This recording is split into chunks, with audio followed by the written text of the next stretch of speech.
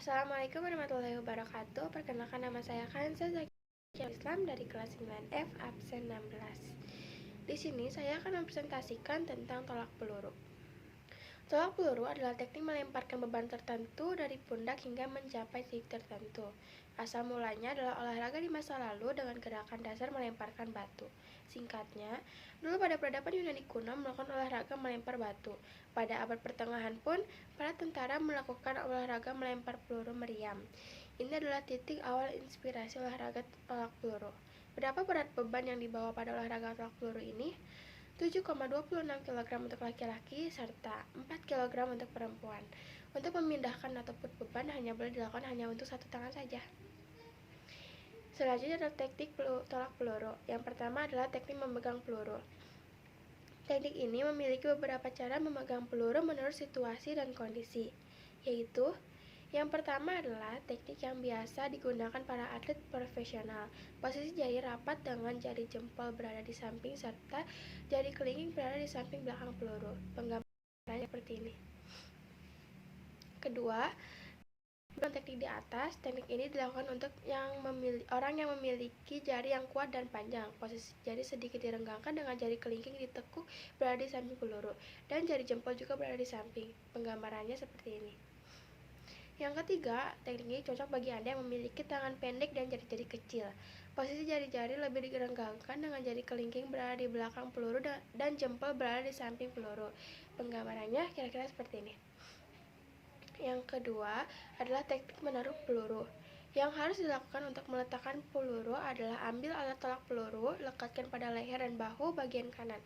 Jika Anda kidal, bisa lekatkan pada bagian kiri, seperti ini. Yang ketiga adalah sikap badan pada saat akan menolak. Yang harus dilakukan adalah berdiri tegak menyamping ke arah tolakan, kedua kaki dibuka atau mengangkat, kaki kiri lurus ke depan, kaki kanan dengan lutut dibengkokkan ke depan, tangan kiri digunakan untuk membantu serta menjaga keseimbangan, pandangan diarahkan ke arah tolakan. Untuk penggambarannya kira-kira seperti ini. Yang keempat ada teknik menolak peluru. Dalam melakukan tolakan pada peluru, ada teknik yang harus Anda perhatikan. Beberapa orang menyebutnya dengan gaya. Ada dua gaya dalam tolak peluru, yaitu gaya O'Brien dan gaya ortodok. Gaya O'Brien adalah gaya yang dilakukan dengan cara membelakangi arah sektor tolakan. Gaya ini merupakan gaya yang mungkin sulit dilakukan oleh pemula, tetapi sering digunakan oleh atlet tolak peluru. Penggambarannya kira-kira seperti ini. Gaya ortodok adalah gaya yang dilakukan dengan cara menyamping arah sektor tolakan. Gaya ini merupakan gaya yang diajarkan oleh pemula. Penggambarannya kira-kira seperti ini. Yang kelima, sikap badan setelah menolakkan peluru. Sikap akhir menolak peluru merupakan salah satu faktor yang menentukan apakah tolakan yang dilakukan sah atau tidak. Cara melakukan gerakan dan sikap akhir setelah menolak yaitu seluruh peluru didorong atau ditolakkan itu lepas dari tangan dengan cepat, kaki yang digunakan untuk mendarat dengan lutut agak dibengkokkan, kaki kiri diangkat ke belakang lurus dan rileks untuk membantu keseimbangan. Badan condong ke depan, dagu diangkat, badan agak miring ke samping kiri, pandangan ke arah jatuhnya peluru. Tangan kanan dan siku agak dibengkokkan di depan sedikit agak ke bawah badan. Tangan atau lengan kiri rileks lurus ke belakang untuk membantu menjaga keseimbangan. Untuk gambarannya seperti ini.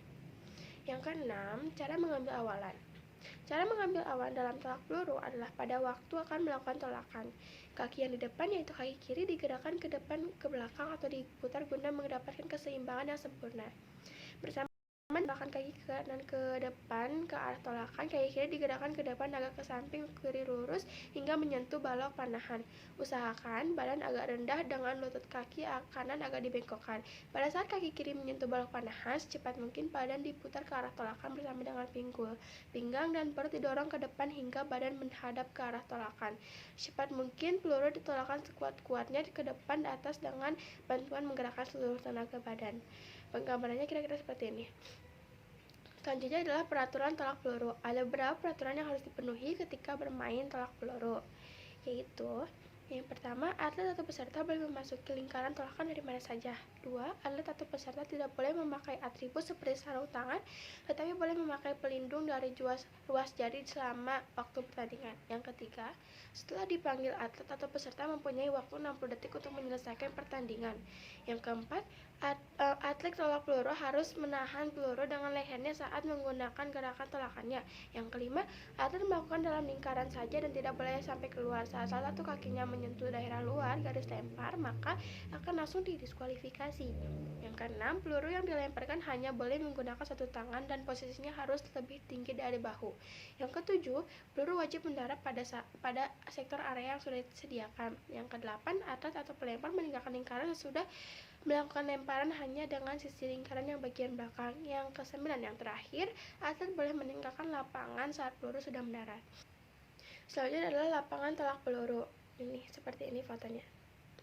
Lapangan tolak peluru terbagi menjadi dua sektor, yaitu sektor lingkar tolakan dan pendaratan. Lingkaran tolak mempunyai diameter 2,235 meter yang dikelilingi menggunakan ring besi dengan ketebalan 66 mm dan tinggi 2 cm yang berfungsi untuk batas lingkaran. Di bagian depan lingkaran tersebut dipasang balok tolakan dengan ukuran tinggi 10 cm, ukuran panjang 1,22 meter dengan ketebalan 11,4 meter. Sektor pendaratan adalah tanah yang ditandai dengan garis batas atau sektor linedan, juga garis ukur yang standar yang ada di tengah area sektor pendaratan. Panjang dari sektor tersebut adalah 40 derajat dengan minimal panjangnya 25 meter. Sekian materi yang bisa saya sampaikan. Semoga mudah dipahami. Untuk yang sudah menonton, terima kasih saya ucapkan. Mohon maaf bila ada kata yang salah atau salah penempatan atau menyinggung mungkin.